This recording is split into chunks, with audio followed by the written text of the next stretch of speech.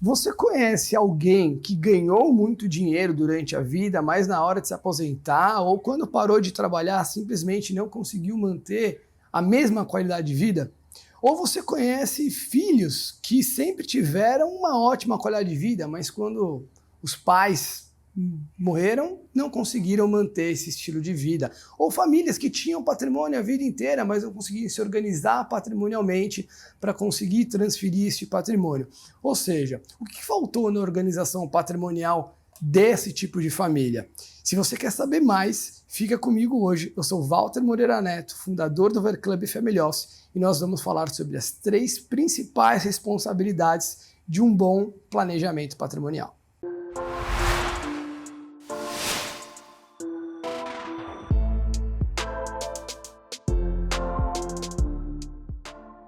Antes de começar a falar sobre essas principais características, principais responsabilidades, gostaria de convidar você para dar um like, para se inscrever nesse canal, que isso é muito importante para a gente que faz o conteúdo, para que essa informação consiga ser divulgada para outras pessoas que também possam ter interesse nesse tipo de conteúdo. Bom, as 3 principais responsabilidades de um bom planejamento patrimonial é abordar 3 grandes tópicos. O primeiro deles é o vida longa e com saúde. O segundo é vida longa e sem saúde. E o terceiro é vida curta. Eu gosto muito de falar sobre um tema. Todos os anos nós fazemos um mapa patrimonial aqui para as famílias que nós atendemos no Overclub. O Overclub, o ano que vem, 2022, faz 10 anos.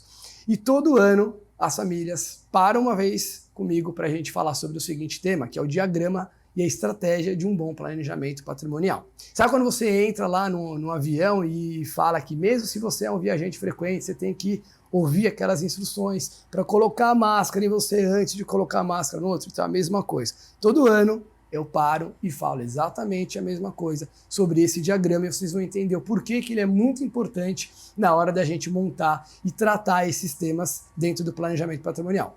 Bom, esse diagrama é o diagrama da estratégia patrimonial bem-sucedida.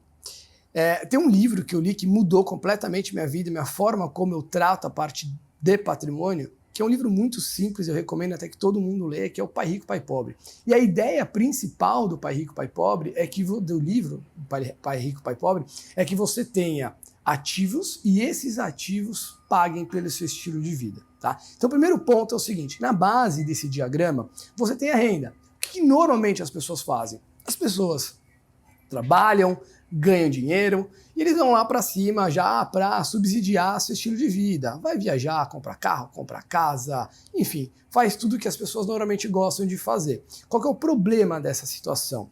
O problema é que em algum momento, ou porque você não quer, ou porque o mercado não quer mais, e você não possa mais trabalhar e gerar renda, você não vai conseguir manter aquele estilo de vida. Então qual que é o ideal? Que você trabalhe para acumular patrimônio e esse patrimônio seja suficiente para provisionar e financiar a qualidade de vida que você escolheu para você e para sua família. Né? Parece muito lógico isso. Só que no meio do caminho a gente precisa pensar também quais são as possíveis intercorrências que podem colocar tudo ou uma parte a perder. Então o que é importante a gente observar e proteger ao longo do caminho para que você não seja obrigado a colocar a mão no seu patrimônio que você vem construindo e ficar cada vez mais longe do seu objetivo de viver de renda. Então, um bom planejamento patrimonial, ele prevê um acúmulo de patrimônio, uma preservação desse patrimônio, e a preservação está falando naquilo que você acredita, aquilo que está dentro do seu círculo de competência, seja imóveis, seja mercado financeiro, seja o que for. Só não pode ser trabalho ativo, ou seja, só não pode ser o seu trabalho, que você ganha dinheiro trabalhando. Alguma coisa que você não precise trabalhar para ter essa renda, que a gente chama em planejamento patrimonial de renda passiva. E essa renda passiva vai ser a fonte, né, de renda para subsidiar seu estilo de vida. Bom, vamos falar agora sobre realmente as 3 responsabilidades do planejamento patrimonial. O primeiro delas é considerar se você vai ter uma vida longa e com saúde. Aliás, segundo o IBGE, no estudo que eles fizeram em 2019, as mulheres têm uma expectativa de vida de 73 anos e os homens de 80. Então, possivelmente, essa situação é o que vai acontecer com você. É importante planejar. Dentro dessa categoria, o que a gente precisa olhar?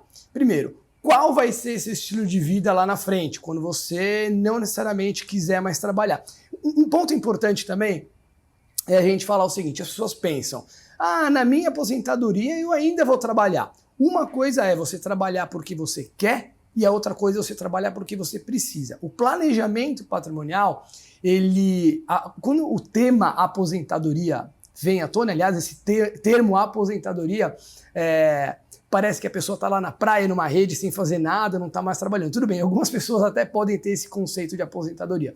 Mas o nosso conceito de aposentadoria é onde aquela família vive uma renda passiva, ou seja, ela pode trabalhar se ela quiser, por opção, mas não porque aquela família precisa. Então, voltando para o nosso tema aqui. O primeiro ponto que a gente precisa observar quando a gente vai falar de vida longa e com saúde é: qual vai ser o seu estilo de vida quando você não quiser mais trabalhar?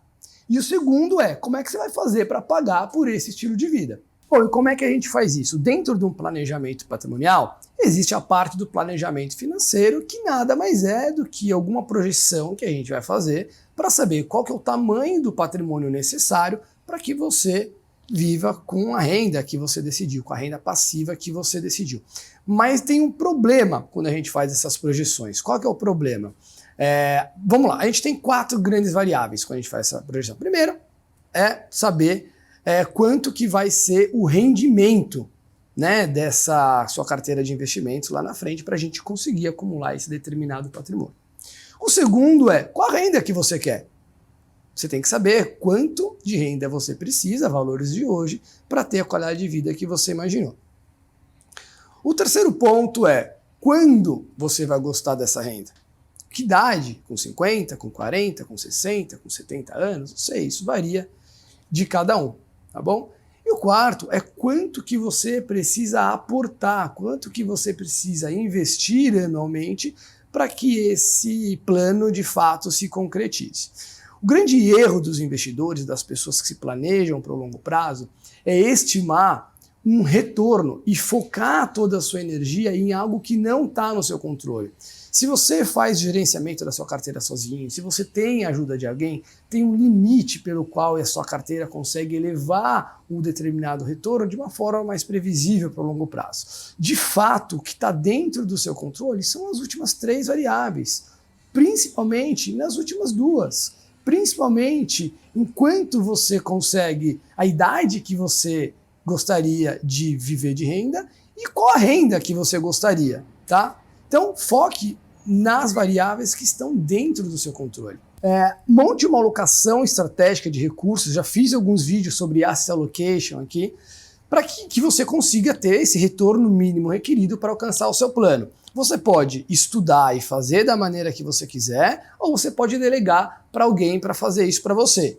Mas, como eu já disse em outros vídeos, por favor, faça um dos dois. Se você tentar fazer as duas coisas, as chances são altas de você não conseguir atingir a rentabilidade mínima requerida, você ficar meio perdido ao longo do caminho. Para fazer um planejamento patrimonial, é importante, como eu disse, que a gente projete algumas variáveis, principalmente econômica, principalmente sobre rendimento de uma determinada carteira de investimentos lá no longo prazo.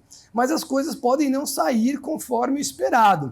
Por exemplo, pensa nos últimos 20 anos, aquilo que aconteceu que foi totalmente inesperado. Então a gente tem queda das Torres Gêmeas, a gente tem a crise de 2008, a gente tem o impeachment da Dilma, tem uma pandemia que aconteceu para isso, ou seja, coisas que ninguém conseguia prever.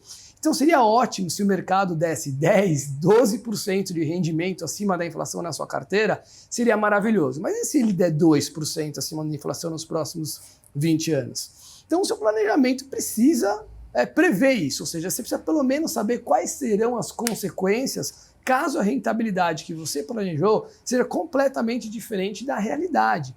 Outro ponto muito importante é que você cheque, que você refaça esse planejamento patrimonial todos os anos. Por quê? Pensa você que está assistindo esse vídeo.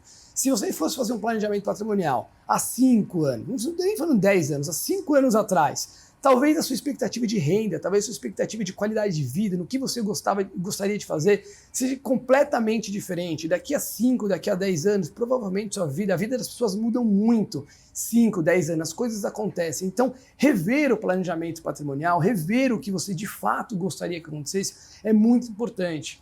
Um planejamento patrimonial, principalmente essa parte do planejamento financeiro, Não é uma caixinha colorida onde você vai colocando uma moedinha todos os meses ou todos os anos, aí quando você chega lá com seus 50, 60, 70, cada um tem a sua data, tá tudo resolvido e as coisas acontecem de uma maneira natural. Não, é importante que você monitore todos os anos, que você refaça esse planejamento patrimonial todos os anos para, caso haja alguma mudança, e aí provavelmente vai ter, eu te falo que é muito frequente ter uma mudança, principalmente quando a gente pega períodos maiores, que a gente falei de 5 anos, é muito importante que se reveja e você faça pequenos ajustes. Porque uma coisa é você fazer pequenos ajustes, e é possível chegar lá, ou pelo menos readequar a sua expectativa quanto ao futuro, do que você chegar lá na frente e tudo que você imaginou que fosse concretizar está muito longe ou mudou completamente, tá? Então reveja o seu planejamento patrimonial com uma certa frequência. E por último, mas não menos importante, um bom planejamento patrimonial, uma das principais responsabilidades é considerar se aquela família ou o seu provedor vai ter vida curta. Nesse caso, é importante a gente pensar quais são as consequências para você, ou para você, na verdade, nem vai ter, né? Vai ter para sua família. Qual que é a consequência que vai ter, que a sua família vai ter, se você, a pessoa que coloca dinheiro em casa, não estiver mais aqui. Então a gente passa em 2 grandes pontos. O primeiro ponto é, se você está nessa jornada de acumular patrimônio e ainda não chegou lá, o ponto principal é como vai ficar a manutenção da qualidade de vida da sua família. Você ainda não tem o patrimônio para viver de renda, quiçá nem o patrimônio para pagar as despesas atuais da sua casa. Nesse momento, é importante algumas soluções, e aí entra, por exemplo, o seguro de vida do tipo termo, que é realmente um tempo até que você acumule o patrimônio. Se esse tempo não tiver, ou seja, se acontecer alguma coisa contigo nesse período, o seguro vem para bancar, para gerar uma renda, para subsidiar os custos da sua família e não para sua família ficar rica. O segundo ponto recai sobre a liquidez para o inventário. Então, famílias que já possuem um patrimônio relevante ou famílias que já acumularam patrimônio suficiente, o ponto principal recai sobre como que aquela família terá dinheiro suficiente para acessar esse patrimônio. No Brasil, nós temos o ITCMD, que é o Imposto de Sucessão e Causa-Mortes. Em São Paulo, onde eu gravo esse vídeo, ainda esse imposto é de 4%, isso muda de estado para estado. Então é importante que a família tenha liquidez, tenha acesso rápido ao dinheiro para conseguir acessar esse patrimônio. Além do ITCMD, tem outros custos, tem o custo de advogado, que segundo a tabela da OAB é 6%, mais alguns outros custos com certidão. Então, de 10% a 15% provavelmente a família vai ter de custo. Então é importante ter também um seguro. Eu gravei um vídeo justamente sobre seguro de vida, ou seja, o que você deveria considerar um seguro de vida, qual seguro é importante você contratar em cada situação. Mas nessa situação de proteção, uma das alternativas é ter um seguro, por exemplo, do tipo vida inteira, aquele seguro que em algum momento você vai usar. As pessoas pensam, se eu morrer, não é se eu morrer, é quando eu morrer. E as pessoas precisam, dentro do planejamento patrimonial, pensar quais são as consequências da família ter patrimônio, mas não conseguir acessar esse patrimônio simplesmente porque não tem o dinheiro necessário. Algumas famílias têm um patrimônio imobilizado muito alto, que apesar de patrimônio, não conseguem acessar e não conseguem gerar e manter a qualidade de vida com a falta do provedor. Então a gente falou de 3 grandes pontos aqui. A gente falou sobre como o planejamento patrimonial deve considerar vida longa e com saúde, vida longa sem saúde e vida curta. Se você gostou desse vídeo e acha que esse tipo de comentário pode fazer sentido para mais alguém, por favor, dá um like, se inscreve no canal, que toda semana a gente vai colocar algum conteúdo desse tipo por aqui, tá bom? Muito obrigado e até mais.